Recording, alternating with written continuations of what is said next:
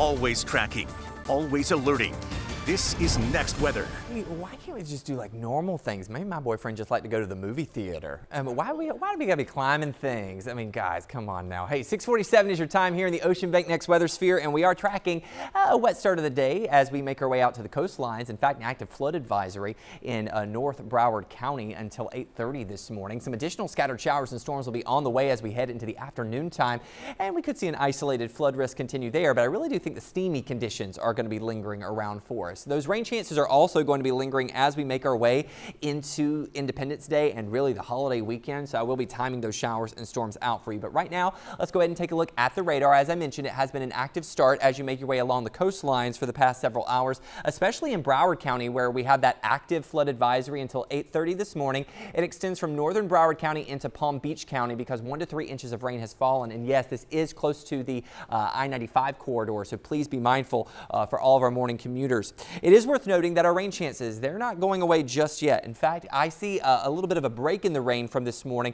probably between the hours of 9 and 11. And then around noon today, things will pick back up. In fact, about a 70% chance for showers and storms today, 60% chance on Friday and on the 4th of July. And then we start climbing down the rain ladder, 50% chance on Sunday and then a 30% chance as we head into the beginning of next week. Now, it's worth noting, this does not mean that it will rain for 60 to 70% of the day. It just means that our rain chances are higher of us experiencing rain at some point during the day. I do think that today it's really going to be favoring the afternoon hours and the midday hours, so maybe a little bit earlier than what we saw yesterday, which ended up being a very wet Wednesday for us. Next weather rain tracker shows we get that little bit of a break in the rain for most locations by around 9, 10, and 11 o'clock, but around 12 and 1 o'clock, you see those showers and storms are expected to redevelop out along Broward and Miami-Dade's metro areas. This could lead to some isolated flooding, which we will keep an eye on for you since we had a fairly soggy yesterday.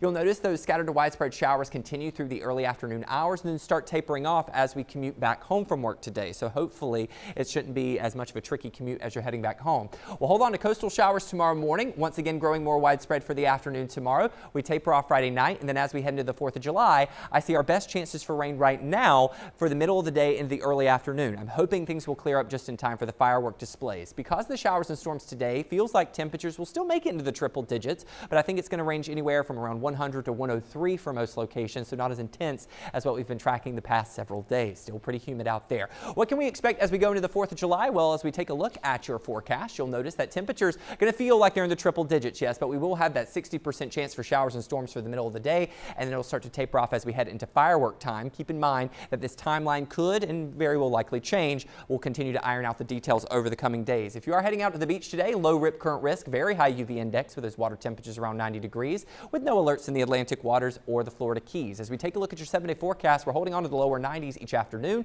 upper 70s to lower 80s each morning, with drier air arriving by next week.